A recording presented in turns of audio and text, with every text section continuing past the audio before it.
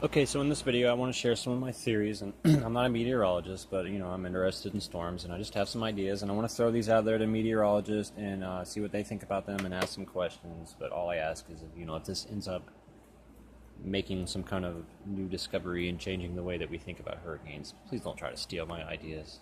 That's not cool. Anyway, and I also have some questions for meteorologists. So, the first thing I want to talk about is this theory I have about the intensity of hurricanes. Because ever since I was 7 years old, I've been interested in hurricanes, and I watch all the storms. Every year I watch the reports. I stay up to date. I track them. All that. I've read read about past hurricanes. I like to look at the stats and stuff like that. And so meteorologists are always saying that the lower the pressure, the stronger the storm. But from what I've noticed, that doesn't always add up. For example, Hurricane Hugo had a pressure of, I'm guessing, I think it was around 918, and the winds were 160, right? Well, the other day, Hurricane Irma had a pressure of like 943, and the winds were like 180 or 175, 180. So that contradicts the meteorological fact, quote unquote, that the lower the pressure, the stronger the storm.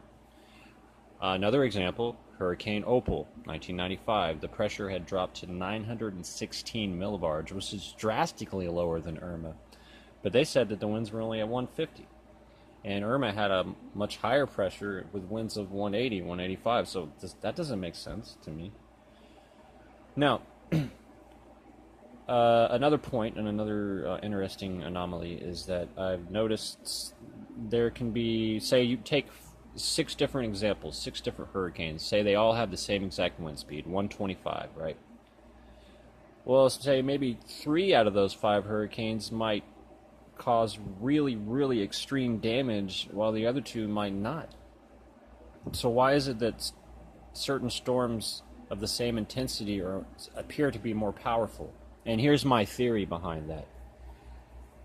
I think that we focus solely on the speed of the wind, but what about the mass of the wind? Meaning, I think that certain hurricanes have their wind is more spaced out, meaning that there might be areas in the storm where there's not that wind that they're measuring. Like they say 125, right? Well, there might be little blotches in the storm where there isn't, where it like slacks up, or there's not as much actual, air there. I think it has to do with the concentration of that wind, because even when I watch videos of storms, now one thing that I've noticed from watching storm chasing videos is that the further south the storm is, the more intense it looks on film. And it just seems like some hurricanes have more wind, not necessarily more intense wind. They could be the same intensity, but I think two different storms of the same intensity, one of them can have more moving air. I mean, it's kind of hard to explain, but I think it has to do with just that wall of wind itself. I mean, because to think about it, if you have a storm where that peak wind is kind of spaced out, there's little areas in there where there's not the intensity of it is not quite there, and then you're going to see a difference in damage. Now I know there's other factors, where it hits, how fast it's moving. Another big one, is it strengthening while it's coming in? Is it weakening while it's going in? Is it maintaining its intensity? What factors are at play there? Because I think focusing on the maximum sustained wind speed is not a good way to identify it, because one, the wind's gust higher.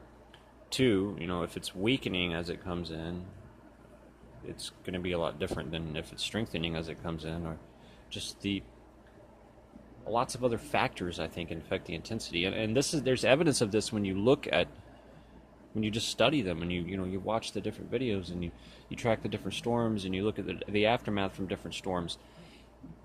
Like, it's crazy.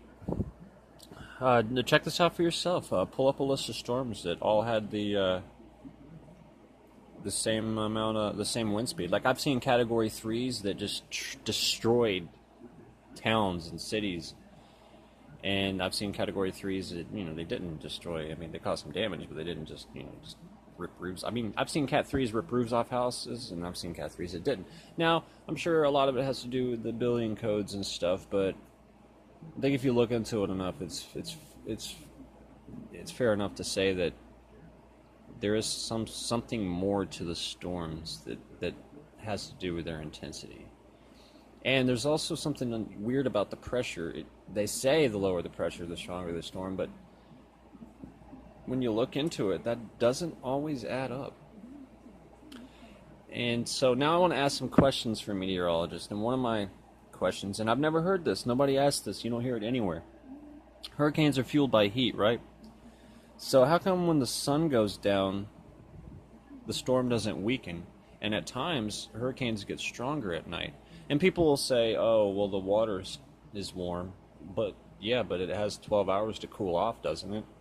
I mean, when you go outside at night, it's not the same temperature as it is in the day. And I'm not, it may be, even if it does hold its temperature at night, the sun is still down, and that means, the sun is what causes the water to, it just doesn't, I don't understand it. I'm not saying that it's not true.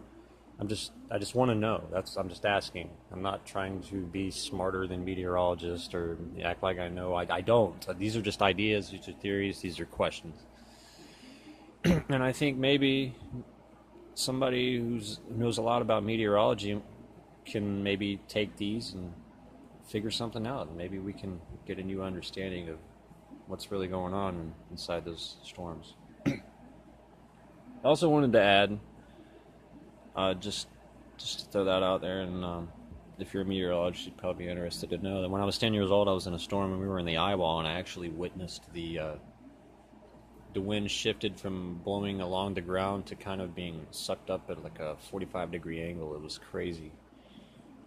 And like, this sounds crazy and it's hard to explain, but I swear that I witnessed the storm moving. Like, as it was moving over land, I could kind of see where it was going, because the wind would be blowing one direction, right, and then we just kind of shift real quick. Like, you could just feel this thing moving over you. It was insane.